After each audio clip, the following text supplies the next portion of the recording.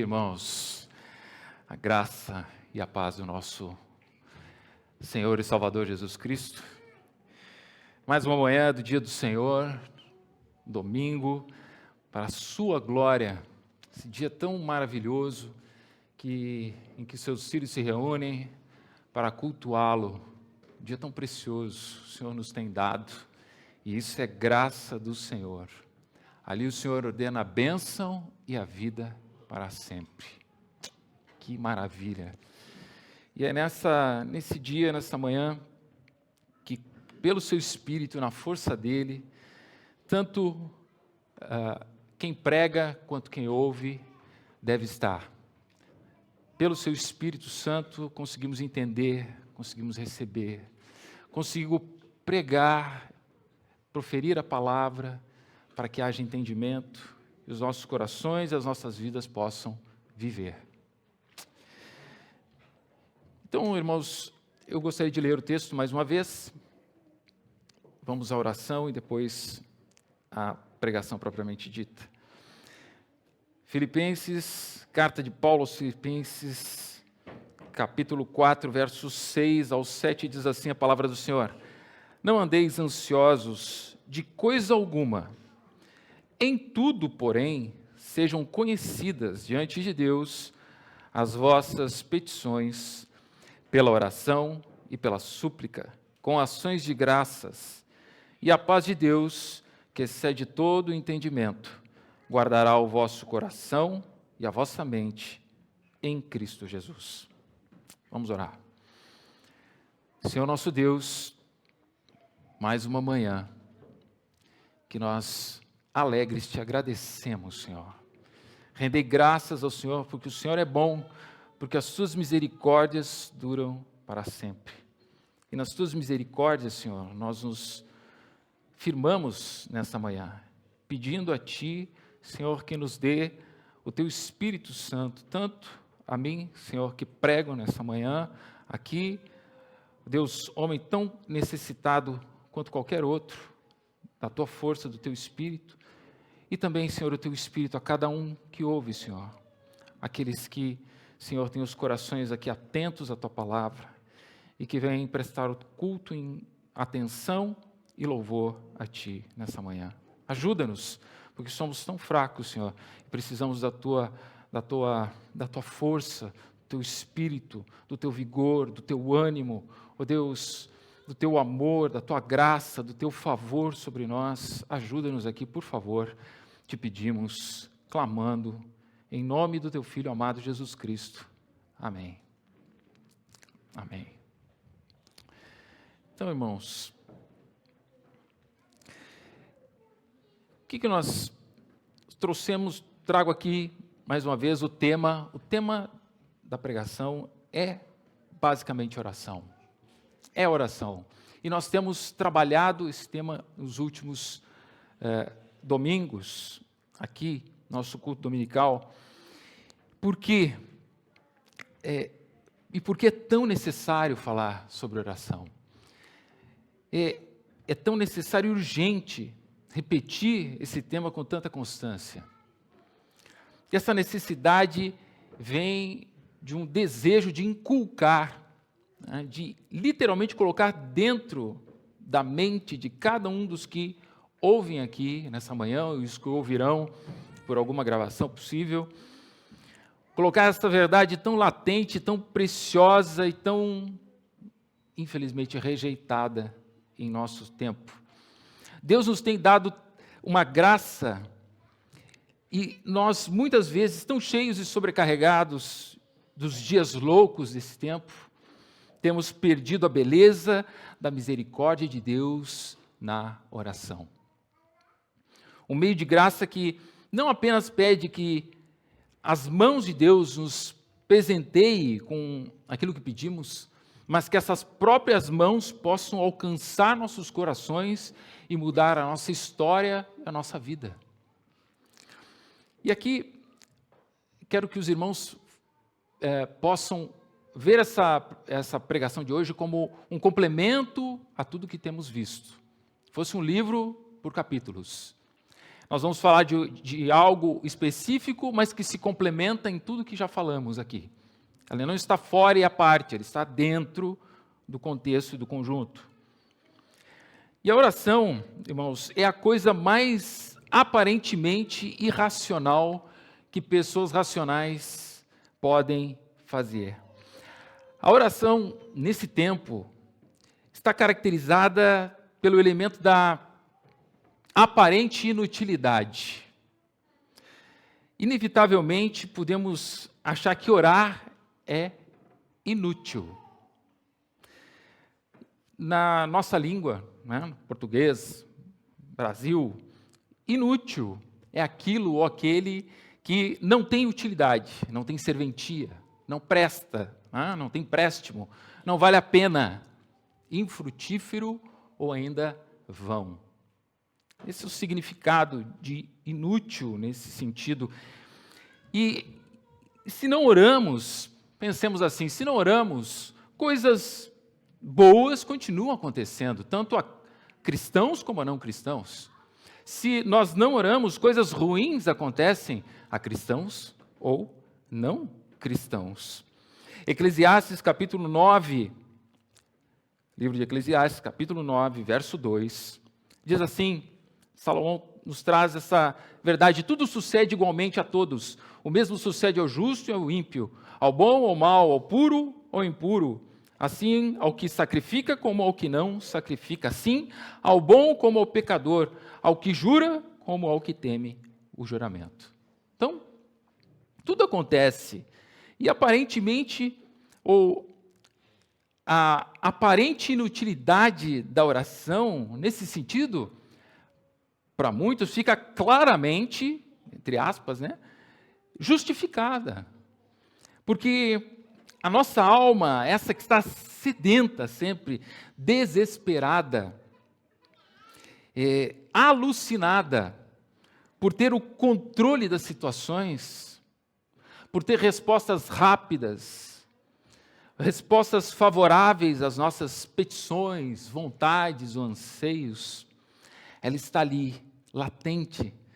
Se realmente confiássemos na oração, nós estaríamos mais sossegados, mais tranquilos, estaríamos em paz.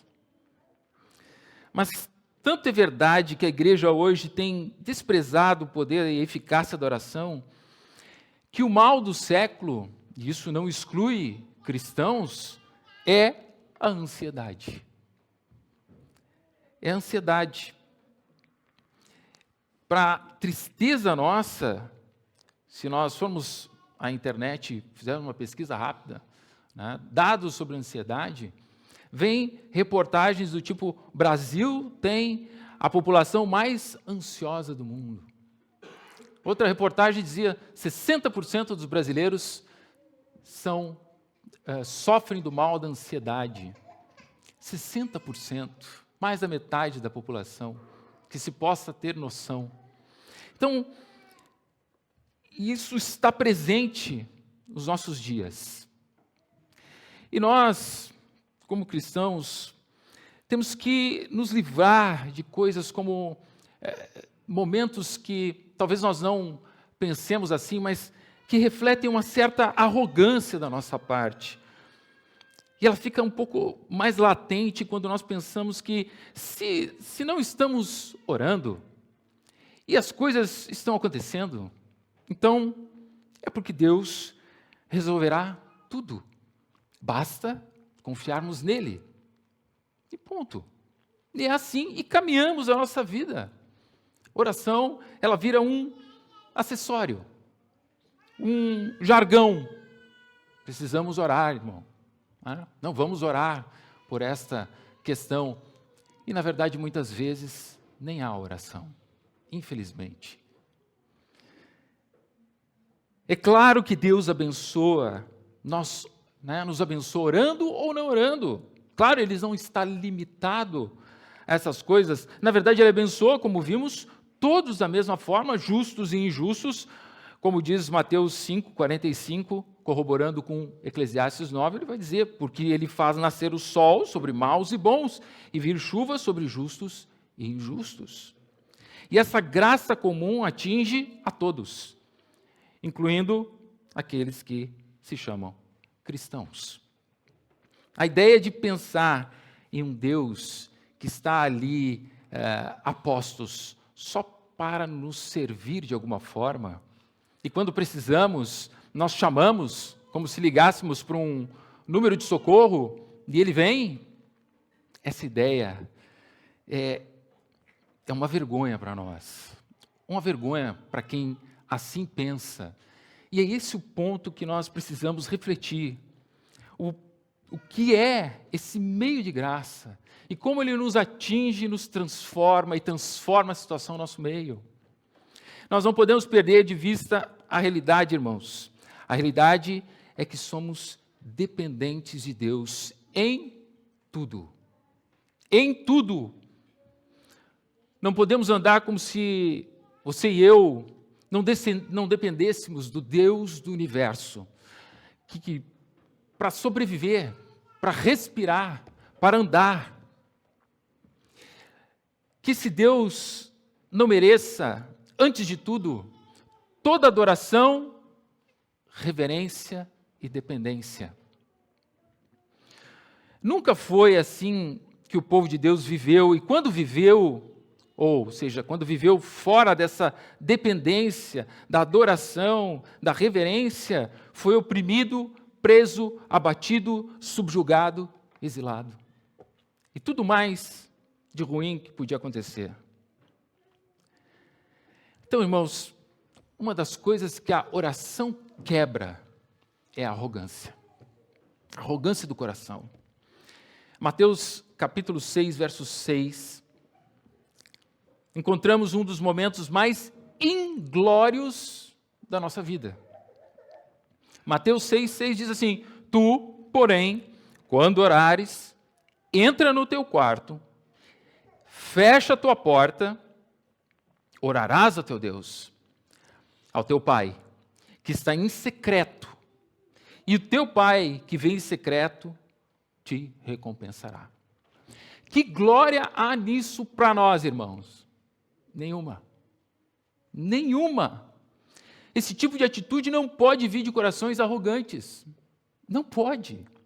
Porque um coração assim, ele quer mostrar. Ele quer aparecer. E Deus diz não. Entra no teu quarto. Mas não só entra. Fecha a tua porta. Fecha. E o teu Pai não vai estar lá, assim, como eu posso vê-lo, você vai poder vê-lo, não. Está em secreto. E Ele vai te recompensar. Secretamente. Ele está ouvindo. E você em secreto está orando. E é isso que a oração faz. A oração quebra uma das coisas que é a arrogância, a soberba. A palavra já diz, Davi dizia: livra-me da soberba, só assim ficarei livre de grande transgressão. Então, até aqui, irmãos, falamos dessa necessidade da oração, como a oração tem sido não bem vista, mal interpretada e não utilizada, que nós temos dificuldades com ela, nós sabemos disso. Mas, propriamente, o texto que nós lemos nessa manhã começa em Filipenses capítulo 4, verso 6, e começa dizendo assim: não andeis ansiosos de coisa alguma. Todos nós temos em nós a condição de pensarmos nas coisas que estão por vir e nos anteciparmos a muitas delas. Mas como tudo que pode ser usado para o bem, em nós, por causa do pecado, se transforma em um poder diabólico. Geralmente, frequentemente, abusamos das preocupações que deveriam ser saudáveis. Há preocupações saudáveis com os dias, com as coisas, com se preparar com antecedência sobre certas coisas. Claro que há. geralmente e frequentemente abusamos dessas preocupações que deviam ser boas e passamos a pervertê-las como uma postura de incredulidade e, posteriormente, obviamente, autoconfiança. Tentamos tirar das mãos de Deus a providência que é dele. Dele e somente dele, e não nossa. Quando estamos querendo nos encher de ansiedade, de preocupações, precisamos pensar, vejam só, Cristo nos diz um exemplo, pensar em algo que nós geralmente não pensamos, porque nos falta também contemplação. Pense nos pássaros, e como Deus cuida deles, pensando como eles estão lá fora, sem aqueles cuidados que nós temos, e eles são melhor cuidados por Deus do que por nós. E nós vamos ver um pouquinho mais para frente. As preocupações são muitas nesse mundo, irmãos. Mas o que nós devemos fazer é transformar cada preocupação em um pedido de oração. Cada preocupação num pedido de oração. Ser esse elemento que abastece a matéria-prima para a oração é a nossa preocupação. Se você tem tido mais e tantas preocupações do que deve e seria saudável, transforme elas em subsídio, matéria-prima para ir à oração. E mais ainda, um porquê ir à oração também. Não somente isso, porque a Deus é devido essa dependência, mas sim, usar essas preocupações como material para o nosso clamor. Essas preocupações exacerbadas, elas cegam nossos olhos para aquilo que deveriam ser uma vida gloriosa de liberdade na humilde dependência de Deus. Elas nos cegam. Nós poderíamos estar mais tranquilos, como falamos, mas mais sossegados em Deus. Mas ao contrário, por não dependermos dele, dependência mesmo, aquele que pega pela mão e precisa da sua ajuda, porque senão não consegue fazer nada. Por não dependermos, caímos em enormes preocupações e angústias. E a pergunta que pode ficar aqui para a nossa reflexão nessa manhã, nesses dias, nós dependemos de Deus. Você e eu realmente dependemos de Deus. Você depende de Deus. Não a dependência que nós sabemos que temos inerente. Nós somos dependentes de Deus, queiramos ou não. Mas aqui dentro, o meu ser, o meu coração, ele depende de Deus. Nesse versículo que nós estamos vendo, esse pedaço de versículo, não andeis ansiosos de coisa nenhuma, ele quer dizer que nós não devemos andar como aqueles que são cheios de preocupação, ou que não devemos pensar tão constantemente nas necessidades dessa vida mortal. Elas vão nos sobrecarregar. O entendimento também deve ser que, para nós guardarmos, talvez anotarmos, não sejamos cheios de cuidados por nada. Cheios de cuidados, demasiadamente por nada. Quando o nosso coração chegar nesse limite, nós já sabemos que há um perigo ali. Irmãos, que Deus possa nos ensinar a evitar aquilo que a Escritura nos repreende e nos adverte como o mal proibido. Não andeis ansiosos. Não é algo, não é só uma possibilidade, não é só uma sugestão de Paulo. Ele diz, não andeis ansiosos. E que possamos viver com essa santa despreocupação que é a própria beleza da vida cristã. Despreocupação é a beleza da vida cristã, quando todos os nossos cuidados são lançados sobre Deus e podemos nos alegrar em sua providência generosa, cuidadosa e amorosa. Podemos ouvir a voz do nosso Senhor Jesus Cristo, recordando suas palavras santas. Nosso amado Senhor, no Sermão da Montanha, capítulo 6, verso 25 ao 34. Se os irmãos quiserem acompanhar. Mateus 6, 25 ao 34 diz assim, a palavra do Senhor, 6, 34. Mateus 6, 25 a 34. Diz assim, por isso vos digo, não andeis ansiosos pela vossa vida, quanto ao que haveis de comer ou beber, nem pelo vosso corpo, quanto ao que haveis de vestir. Não é a vida mais do que o mantimento, e o corpo mais do que as vestes? Observai as aves, aqui as aves, observai as aves. Algo tão simples e singelo que nós não olharíamos se o Senhor não nos dissesse. Ele usa o exemplo. Não semeiam, não colhem, nem juntam em celeiros, contudo, vosso Pai Celeste as sustenta. Porventura não valeis vós muito mais do que as aves? Qual de vós, por ansioso que esteja, pode acrescentar um côvado ao curso de sua vida? Esse verso aqui, há divergência entre os comentaristas, mas acrescentar algo à sua vida, um tempo, uma altura ou um tempo na sua vida a mais. E por que andais ansiosos quanto ao vestuário? Considerai como crescem os lírios. E agora olhamos os lírios.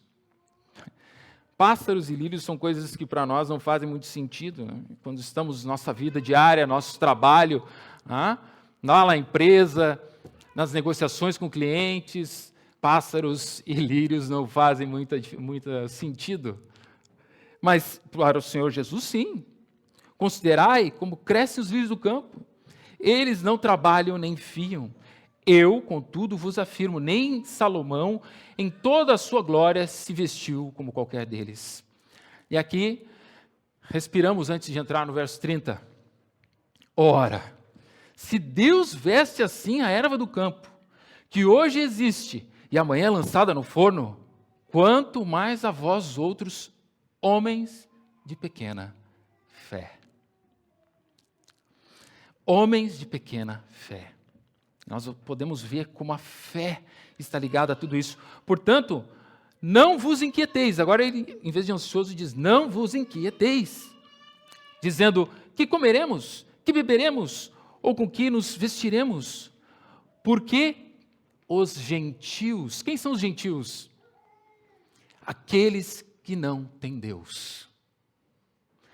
Porque os gentios é que procuram todas estas coisas. Pois vosso Pai Celeste sabe que necessitais de todas elas. Buscai, pois, em primeiro lugar o seu reino. Sim, devemos fazer algo. Sim, busca como necessitados do reino e sua justiça. E todas essas coisas vos serão acrescentadas. Portanto, de novo, não vos inquieteis com o dia de amanhã, pois o amanhã trará os seus cuidados, basta o dia o seu próprio mal. Não andeis ansiosos por coisa nenhuma, irmãos. Não quer dizer que a ansiedade não subirá ao nosso coração recorrentemente, mas a palavra está nos advertindo com proibição para não carregarmos esse fardo, para não andarmos com ela, a ansiedade, porque como estamos vendo, ela vai gangrenando a alma, ela vai tornando o nosso coração cada vez mais desconfiado, vai tornando o nosso coração não confiante, incrédulo. Por isso, quando Jesus conta a parábola do dever de orar sempre e nunca desfalecer, ele vai terminar a sessão do verso 8 da parábola, do capítulo 18, Lá em Lucas, capítulo 18, verso 8, ele vai dizer assim, algo estarrecedor para nós. Ele diz assim, contudo, quando vier o Filho do Homem, achará, porventura, fé na terra? Ele está falando de oração, a parábola é sobre o dever de orar sempre e nunca desfalecer, e ele termina dizendo, será que ele vai encontrar fé na terra? Será que eu encontrarei fé quando eu voltar? O comentarista Ralph Martins, qual eu li o comentário, introdução e comentário à carta de Filipenses, ele diz assim, portanto, não andeis ansiosos de coisa alguma.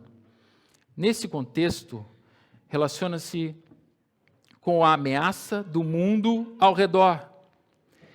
Ansiosos é o termo que indica falta de confiança na proteção e cuidado de Deus pelo seu povo. Fica claro, irmãos, que a fé pode ser afetada pela falta de oração, que a incredulidade pode subir ao coração pela falta da oração. Um dependendo do outro. Se eu não tenho fé, eu não entro naquele quarto para falar com o invisível. Eu não fecho a minha porta e eu não creio que virá e que ele me ouve. Se eu não oro, a minha fé já está comprometida. Porque é esse Deus, esse que me sustenta dia e noite, enquanto eu durmo, enquanto eu caminho, enquanto eu levanto, enquanto eu vivo, a esse Deus eu devo dar e entregar a minha dependência em tudo. O que precede a oração, irmãos? O que vem antes da oração? Um coração disposto a se render. A dependência de homens e mulheres fracos que não podem sair da cama pela manhã se Ele não permitir. É isso que precede a oração. Quando a calamidade vem, ela vem para colocar os corações onde eles devem estar e jamais deveriam sair. Qual é esse lugar? Dependentes de Deus até a morte e além. Dependentes de Deus até a morte e além. Por isso que a calamidade vem. Vem para ajustar nosso coração. Porque o povo também, quando a calamidade vinha, ele clamava. E o Senhor, tão bondoso e tão amoroso, Ele não pode segurar as suas misericórdias. E Ele vinha em socorro. É assim que nós vemos nas Escrituras. Há calamidade em nosso tempo, oração. Tiago vai nos dizer, está alguém sofrendo? Nós poderíamos pensar em várias coisas. Alguém sofrendo, eu tenho que fazer alguma coisa, um médico, eu tenho que, sei lá, qualquer outro tipo de ação. Tiago vai dizer assim, está alguém sofrendo? Faça oração. Faça oração. Ele vai dizer que a oração tem poder nesse sentido. Está alguém doente? Chame os presbíteros, faça oração. Oração. Ore ao Senhor, peça.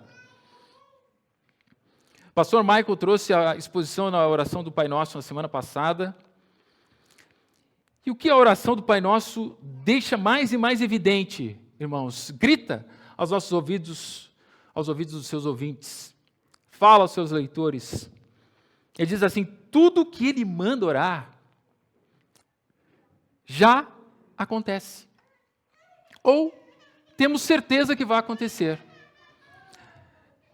Nós temos dúvida, você e eu temos dúvida que o nome dele é santificado? Não. Mas ele diz, santificado seja o teu nome. Pai nosso que estás no céu, santificado seja o teu nome. É para você e eu orarmos. Embora ele seja santificado sempre. Nós temos dúvida que o reino virá? Não, mas ele diz, venha o teu reino. Ore, venha o teu reino. Nós temos dúvida que a vontade dele será feita e que prevalecerá? Não, espero que não. Como cristãos, nós temos essa certeza, a vontade do Senhor prevalece para sempre, mas ele diz, seja feita a tua vontade. É a oração que nós devemos fazer, seja feita a tua vontade, assim na terra como nos céus. Nós amanhecemos com dúvida que o pão estará na nossa mesa? com alguma exceção de alguma dificuldade mais exacerbada? Não. Nós compramos o pão no dia anterior, ele estará lá na mesa, mas ele diz, né, para nós orarmos pelo pão nosso de cada dia. Não há dúvidas, irmãos. Ele pede para orar por coisas que já estão e já são. Mas ele pede para orar. Pede para fecharmos a porta, para entrarmos lá e orarmos ao Senhor. Nos rendermos a Ele, dependermos dEle em tudo. Ele quer que você e eu mostremos o nosso amor, dependência, desejo, confiança, segurança. Mostremos que Ele é realmente nosso Pai. A quem, como crianças incapazes, precisamos do Pai para tudo. Nós mostremos necessidade dEle em tudo. Porque dEle, por Ele e para Ele são todas as coisas. Porque dEle, por Ele e para Ele são todas as coisas. E é dessa forma que o apóstolo Paulo vê a vida, os seus dias, o seu momento. Quando escreveu essa carta e essas palavras, ele praticamente diz: eu já aprendi. Eu aprendi. Esse é o contexto daquela célebre frases que se tira de contexto em tudo que é lugar, né? Tudo posso naquele que me fortalece, né? Todos lembram dessa frase, mas esquecem do contexto de tudo que está aqui, né? Eu vou até ler, nem estava aqui, não, mas o capítulo 4 mesmo, verso 11, logo à frente, depois de ele dar a orientação para a oração, eu digo isso, verso 11, não por causa da pobreza, porque aprendi a viver contente em toda e qualquer situação. Tanto sei estar humilhado, como também ser honrado. De tudo e em todas as circunstâncias já tenho experiência, tanto na fartura como na fome, assim de abundância como de escassez. Tudo posso naquele que me fortalece. É Ele que fortalece, é Ele que dá, é Ele, quando nós pedimos, Ele vem. Ele vem. Então, irmãos, a certeza de que o que está no futuro exerce influência no presente. E se nós temos certeza do nosso futuro, nós estamos mais seguros no presente. Então temos certeza em Deus, confiamos em Deus e sabemos que Ele cuidará. E novamente olhamos para a fé, aqui então o seu estado mais puro. Hebreus 11:1, ora, a fé é a certeza das coisas que eu espero.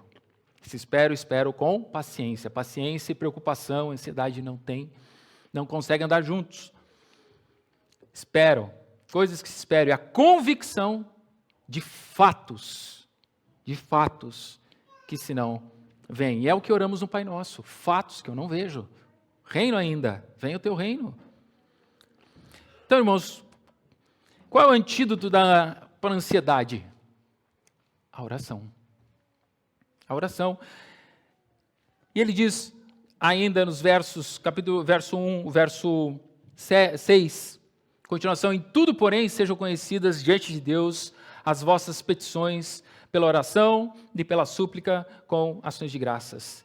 Devemos fazer conhecidas as nossas petições, nossas necessidades, desejos, anseios, porque nisso meu coração se rende, se prostra, se derrama, mostra a nossa total insuficiência e a nossa total dependência.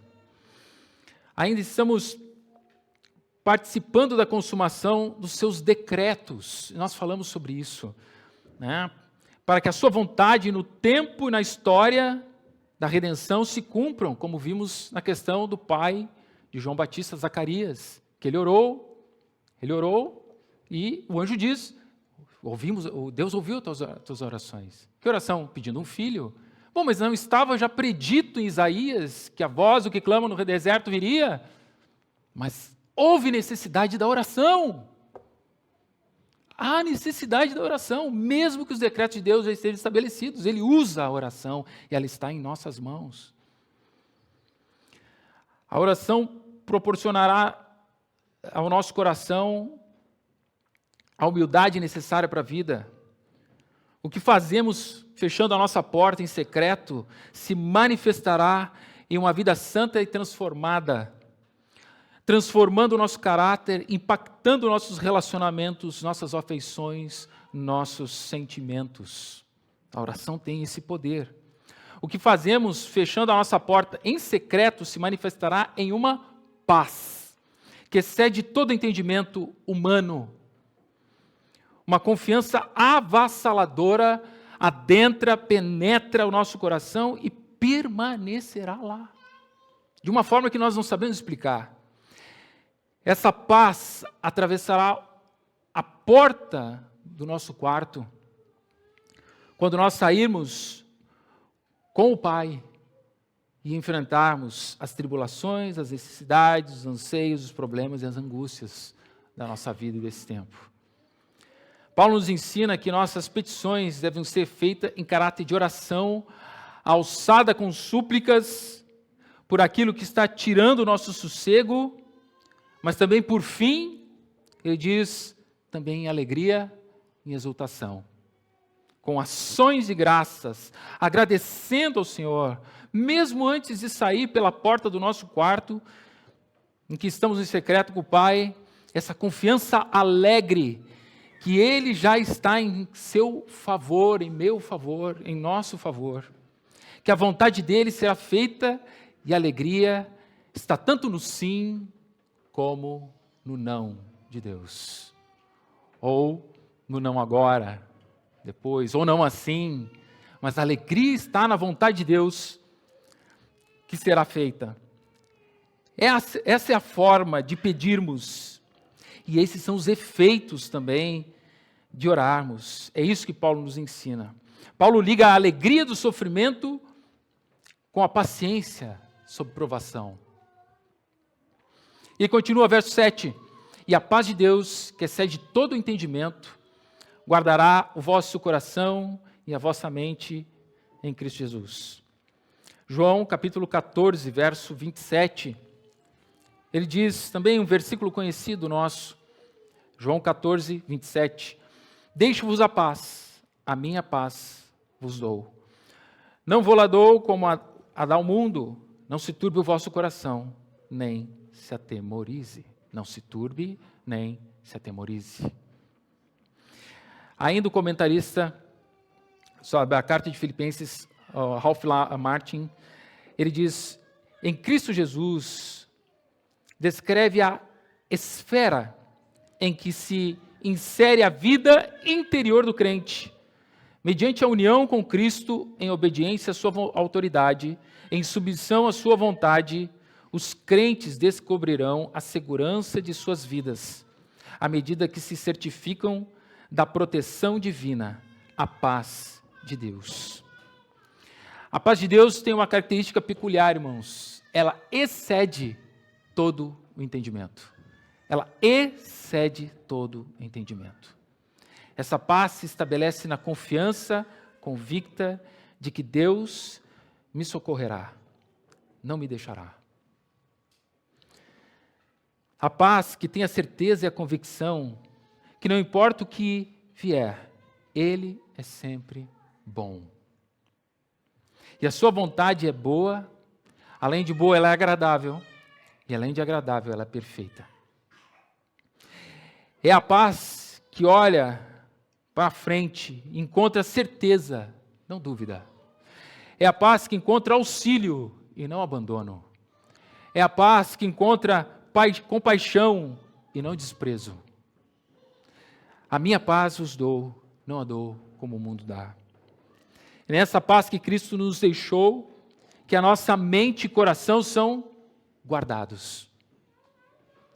É nele e somente nele, sola Christus, só em Cristo, que o nosso coração e a nossa mente podem ser guardados e consolados.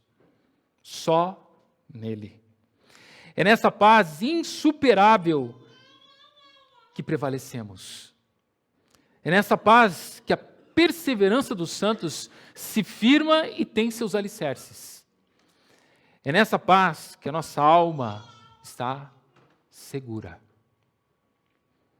Segura. Eu quero finalizar olhando 2 Crônicas com os irmãos, capítulo 14. Um pouquinho antes do célebre capítulo que nós vimos aqui sobre a oração de Josafá, vamos ver aqui o pai de Josafá. No contexto do pai de Josafá, eu não vou ler tudo, não há condições. Aqui caberia uma pregação. Eu ia colocar mais alguma coisa aqui, mas não tem como. Nós vamos ter que deixar para um outro momento. Mas capítulo 14 de 2 Crônicas, capítulo 14 de 2 Crônicas, verso 7. Olhem a situação. Disse, pois, a Judá, 2 Crônicas 14, 7. Disse, pois, a Judá, edifiquemos esta cidade, cerquemo-las de muros e torres, portas e ferrolhos, enquanto a terra ainda está em paz diante de nós, pois temos o quê? Buscado ao Senhor, nosso Deus, temo-lo buscado, e Ele nos deu o quê? Repouso de todos os lados. Paz. Paz. Paz do Senhor. Vejam os verso 10 do capítulo 15 adiante. Capítulo 15, 2 Crônicas, verso 10. Reuniram-se em Jerusalém no 3º mês, no 15º ano do reinado de Asa. Naquele dia ofereceram em sacrifício ao Senhor dos despojos que trouxeram 700 bois e 7.000 ovelhas. Entraram em aliança de buscarem ao Senhor, Deus de seus pais, de todo o coração e de toda a alma.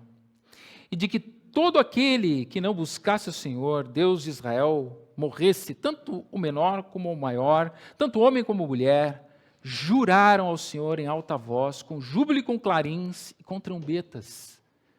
Olha só, eles fizeram o juramento de busca de Deus. Esse Deus que traz paz e repouso de todos os lados, eles fizeram um juramento. Quantos de nós teriam coragem de fazer algo parecido assim diante de Deus com convicção? E ele não só, verso 15, todo Judá se alegrou por motivo desse juramento, porque de todo o coração eles juraram e de toda boa vontade buscaram ao Senhor e por ele foram o quê? Achados. E por ele foram achados. E por ele eles foi achado. O Senhor lhes deu paz por toda parte. Paz. A minha paz vos dou. Não a dou como o mundo dá. Quando buscamos, ele se deixa encontrar. Eu não ia botar esse verso, mas eu vou botar. Capítulo 15 ainda, verso 4. 15, 4, 2 Crônicas. Mas quando na sua angústia eles voltaram ao Senhor, Deus de Israel, e o buscaram, foi por eles achado. Eles o buscaram e ele se deixou achar. Esse é o Deus que nos dá paz, mas nós oramos e o buscamos como dependentes dele em tudo. E se nós não estamos dependentes dele, estamos independentes dele, andando como quem não precisa do Pai. Que não seja assim, irmãos. Que nós, pela palavra, centremos o nosso coração, nessa manhã, nossos dias, em rendermos diante de Deus a nossa dependência e o buscarmos em tudo, para que o seu nome seja glorificado, louvado, exaltado, porque o propósito é Ele. Em última instância, é Ele, não nós. Não nós, é Ele. Amém? Vamos orar.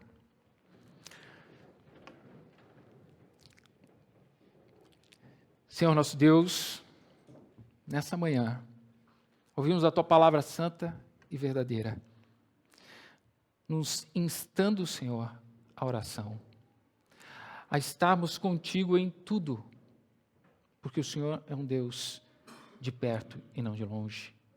O Senhor vem em auxílio dos seus, o Senhor não lança em rosto as nossas orações, pelo contrário, o Senhor ouve-as e vem em nosso socorro, basta que nós peçamos com fé. Ajuda-nos na nossa fé, Senhor. Ajuda-nos na nossa fé, ajuda-nos a entrar no nosso quarto, fechar a nossa porta e orar ao Pai, orar a Ti, Senhor, com fé, não duvidando, amando-Te, Senhor, amando, sendo Tu o nosso maior e grandioso e único amor da nossa vida, porque é assim que nós transcenderemos desse tempo para a eternidade, Te amando aqui, Te amando lá. Que nós possamos amar tanto, Senhor, que estejamos na oração. Que nós não possamos ficar sem a Tua presença, sem